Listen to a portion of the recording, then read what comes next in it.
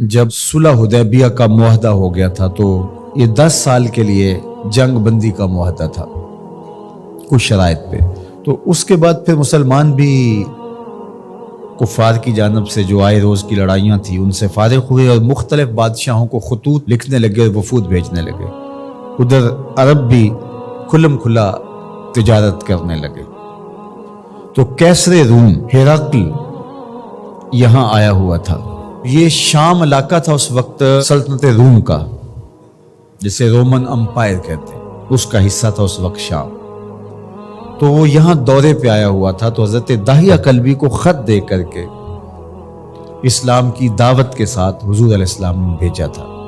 اس کو پتہ چلا کہ میری طرف ایک نامہ بر پیغام لے کر آیا ہے، تو اس نے خط وصول کرنے سے قبل معلومات لینا چاہی اور کہا کہ کوئی شخص عرب کا آیا ہو حجاز کا تو اسے بلا کے لاؤ تاکہ ہم پہلے معلومات لے لیں. تو ابو سفیان ابھی اسلام قبول نہیں کیا تھا انہوں نے، تو وہ تاجرانہ غرض سے شام میں موجود تھے، تو انہیں بادشاہ کے ہاں پیش کر دیا گیا. تو کیسے روم نے ان سے کچھ سوال کیے تھے اور کہا تھا کہ تم درست جواب دو گے، اور ان کے ساتھی کھڑے کر دیے تھے کہ اگر درست جواب نہ دیں تو آپ ٹوک دینا. تو ان سے جو سوال پوچھے گئے انہوں نے وہ درست جواب دیے.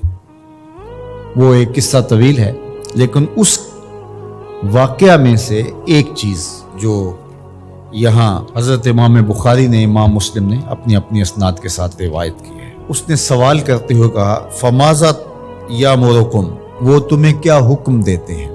ابو سفیان کہتے ہیں کہ میں نے کہا کہ وہ کہتے ہیں اعبدوا اللہ وحدہ ولا تشرکوا بہ شیئا، صرف اللہ کی عبادت کرو اور اس کا کسی کو شریک نہ ٹھہراؤ. وَاتْرُكُوا مَا يَقُولُ آبَاؤُكُمْ، اور جو تمہارے آبا و اجداد کہتے ہیں اس کو ترک کر دو، وہ بت اور وہ سب کچھ ختم. اور وہ ہمیں نماز کا حکم دیتے ہیں. وَالصِّدْقِ، اور سچ بولنے کا حکم دیتے ہیں. والعفاف، اور پاک دامن رہنے کی تلقین کرتے ہیں.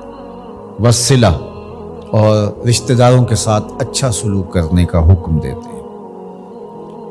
تو حضور علیہ السلام کی بنیادی تعلیمات، ان میں سچ کو اختیار کرنے کی تلقین فرمائی گئی. پھر وہ اس نے جب سنا تو اس نے کہا یہ علامتیں جو آپ نے بتائی ہیں اور جس طرح کی تعلیم یہ دے رہے ہیں، یہ سچے نبی کی ہی علامت ہو سکتی ہے.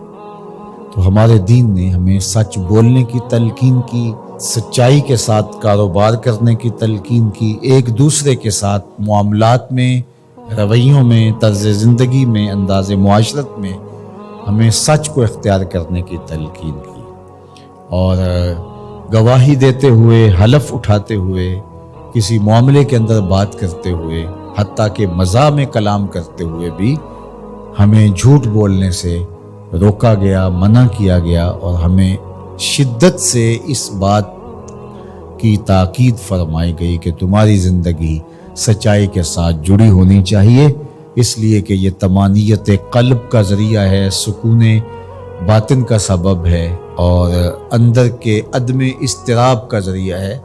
اور اگر جھوٹ بولو گے تو جھوٹ تمہاری طبیعت کے اندر بے قراری، بے چینی، اضطراب اور اضطرار پیدا کرے گا، اور تم کبھی بھی سکون آور زندگی نہیں پا سکو گے. تو جھوٹ کی زندگی ہمیشہ بے چینی کی زندگی ہوتی ہے، سچ کی زندگی جو ہے وہ ہمیشہ قرار اور تسکین کی زندگی ہوتی ہے.